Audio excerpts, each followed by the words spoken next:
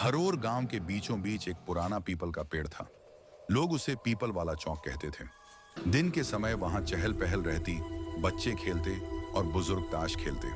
लेकिन रात के 12 बजे के बाद उस जगह का रूप बदल जाता। एक ऐसी खामोशी जैसे हवा भी ठिठक गई हो। गांव में एक बात बड़े बूढ़ों से लेकर छोटे बच्चों तक मशहूर थी कि हर रात ठीक 12 बजे एक बूढ़ा बाबा उस पेड़ के नीचे दिखाई देता है। सफेद धोती, लाठी और चेहरे पर ऐसी झुर्रियां जैसे जिंदगी ने 1000 साल का बोझ डाल दिया हो। कोई भी अनजान राहगीर अगर वहां पहुंच जाता तो बाबा उसे बुलाकर पूछते, बेटा रास्ता भूल गए क्या? और बड़ी नरमी से किसी एक दिशा की ओर इशारा कर देते।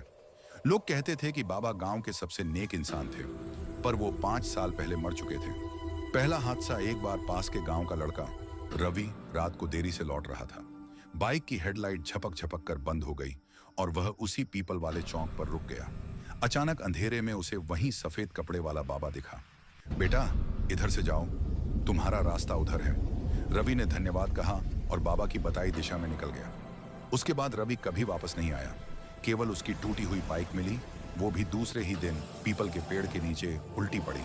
दूसरा हादसा गांव की चौपाल में पंचायत बुलाई गई। किसी ने कहा, जिस भी ने बाबा की बताई दिशा पकड़ी है वो लौटा ही नहीं। लोगों ने रात में बाहर निकलना बंद कर दिया। पर भय सच तभी बनता है जब कोई उसे परखे। एक दिन हरोर का ही युवक सोनू, जिसने इन बातों को सिर्फ अफवाह समझा था, दोस्तों से शर्त हारकर रात 12 बजे पीपल वाले चौक गया। घड़ी ने 12 बजते ही खामोशी का पर्दा और मोटा कर दिया और फिर पीपल के पत्तों की सरसराहट के बीच अचानक वही बूढ़ा बाबा दिखाई दिए। बेटा डर मत, इधर चलो, ये सही रास्ता है। सोनू के पैरों में सिहरन दौड़ गई, पर जिद में वो पीछे नहीं हटा।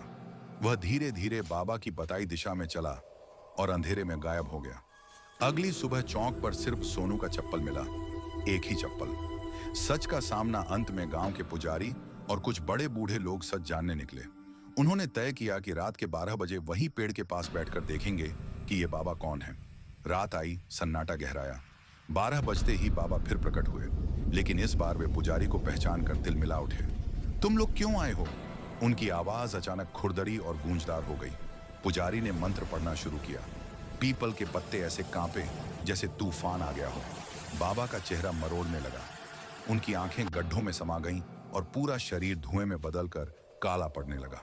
तभी एक भयानक चीख सुनाई दी, ये रास्ता मौत की ओर जाता है। मैंने जिनको बुलाया वो अब मेरे साथ हैं।